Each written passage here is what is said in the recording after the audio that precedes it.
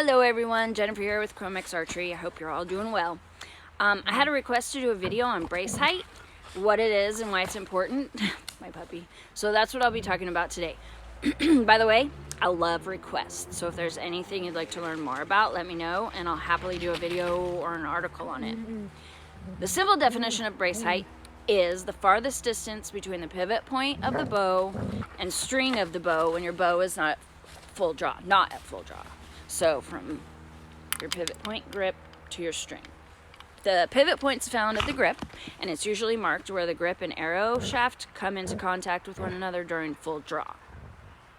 Sometimes, well, actually oftentimes, brace height gets overlooked when we think about draw weight, draw length, and other specifications before we think about brace height.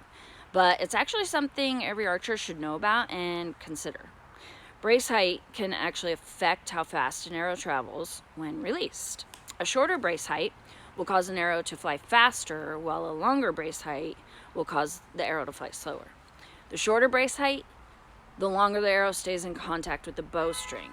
So basically the distance between the grip and the string determines how explosive the arrow will be when the shot's released. We also call this the power stroke. It's about power and speed. The shorter the brace height, the greater the power stroke, and vice versa. You can determine the power stroke by the brace height and draw length. Basically, for every inch of difference between brace heights, there's an additional 10 feet per second for the longer brace height. So, let's take two different bows, for example. Both set at 70 pounds with a 29-inch draw length. But one has a 6-inch brace height and the other has a 7-inch brace height. If you shoot the same arrow from both bows, the bow with the 6-inch brace height will shoot the arrow faster than the bow with the 7-inch brace height. Someone with a 31-inch draw length and a 7-inch brace height will shoot like someone with a 27-inch draw and a 5-inch brace height. So it's definitely relative to your draw length. Archers with shorter arms or draw lengths have a definite advantage over archers with longer draw lengths when it comes to speed. While speed's important for archers, there's another thing you have to think about when it comes to brace height, and that's how forgiving or lenient it makes the bow. A forgiving bow will minimize the archer's mistakes, while an unforgiving bow will magnify them. The shorter the brace height, the less forgiving the bow will be. The longer the brace height, the more forgiving the bow. This is because the shorter the brace height, the longer the arrow stays in contact with the string, like I said. And the longer the brace height, the shorter amount of time the arrow stays in contact with the string. So there's an obvious trade-off. When shooting a bow with a shorter brace height, you should be pretty confident in your shooting abilities, and it takes some skill and time to get there, of course. When you're shooting a shorter brace height, you really have to think about your form and whether or not you're torquing the bow, which I did a video on a while back if you want to check it out. These things will really affect the flight of your arrow. It also affects your consistency, which is super important. So, although the longer brace height means slower arrows, it also means it's more lenient and forgiving for newer archers.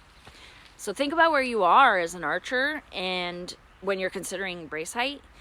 And if you're a confident and experienced archer, the shorter brace height will probably be your friend. If you're just getting started, you might consider the longer, more forgiving brace height. The newest compound bows on the market today have a brace height of 7 inches. And it seems like manufacturers and buyers agree that this is an ideal measurement in order to achieve maximum results. Compound target bows rarely have a brace height under 7 inches, and brace heights of 8 and 9 inches are uncommon. On the other hand, compound bows made for hunting and 3D target shooting often have brace heights of 5 to 7 inches because speed's important. Target bows are slower and more forgiving, while hunting and 3D bows are faster and less forgiving. It's really easy to measure brace height, but it helps if you have a bow square, which I don't have, so I'm just going to use a regular ruler.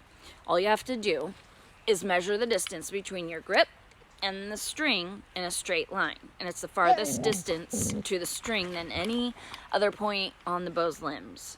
So from there to there. And my brace height's actually 6 inches.